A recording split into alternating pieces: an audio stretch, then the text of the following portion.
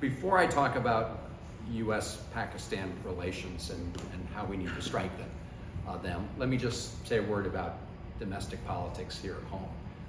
And I want to thank all of you who are part of the Pakistani-American community for your many, many contributions to our community and our country in every field of endeavor. We did have a working group meeting on healthcare, but also, other sort of areas where we can begin to build, rebuild some of those relationships and bonds at the government level, but also bringing in businesses and parts of the business community on all sides. So let me end there. I'm happy to try and answer any questions you have. Let me just end where I began. I just want to thank all of you very much for being here. I am 3 weeks from tomorrow is election day, and I am up for re-election for another 6 years for the United States Senate. And we're working hard and taking nothing for granted, and I'm grateful for all your support. So thank you all very much.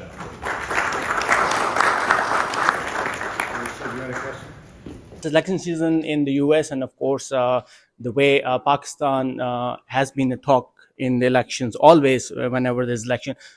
US has been also a talk of town in Pakistan because they want free and fair election and as soon as possible. So the way US is being talked about in Pakistani politics, how important is Pakistan in the US politics? Well, I would like to see greater engagement between the United States and Pakistan on a whole range of issues.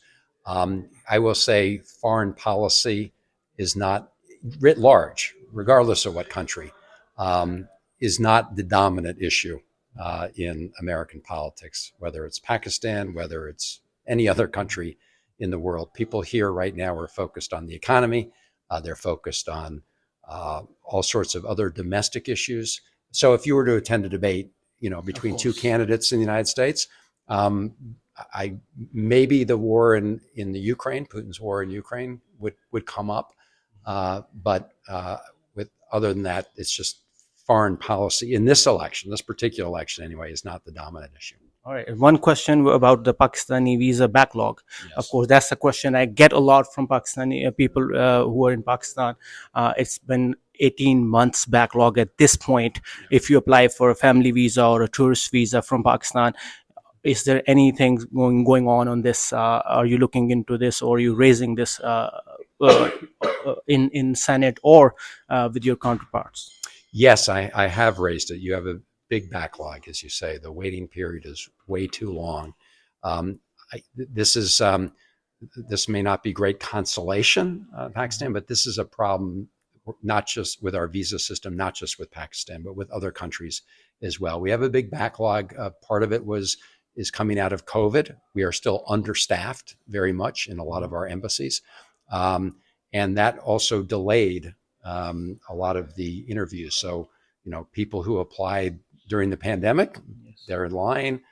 So we are trying to get more resources devoted to getting more consular officers, to hiring more consular officers, more visa officers in Pakistan for sure, and in other countries. So I do want to assure people of Pakistan that this is not something that is unique to them. That doesn't help if you're waiting for a visa, but Pakistan is not being singled out. This is a problem we're having in our consulates and embassies across the world. All right, thank you, Senator.